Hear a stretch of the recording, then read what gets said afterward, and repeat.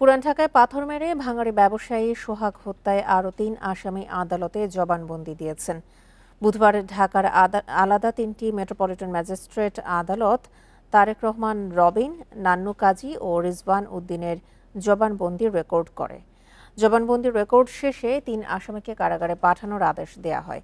এদিকে বুধবার সকালে কেরানীগঞ্জ থেকে এই মামলায় গ্রেপ্তার পারভেজ ও জহিরুলকে শুনানি শেষে ৩ দিনের রিমান্ডে দেয় ঢাকার মেট্রোপলিটন ম্যাজিস্ট্রেট আতিকুর রহমানের আদালত।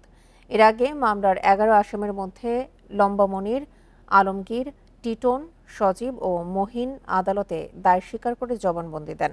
গত ৯ জুলাই রাজধানীর পুরান ঢাকায় মিটফোর্ড হাসপাতালের সামনে ভাঙাড়ি ব্যবসায়ী লাল চাঁদ ওরফে মোহাম্মদ সোহাগকে পাথর দিয়ে মাথায় আঘাত করে নৃশংসভাবে হত্যা করা হয়।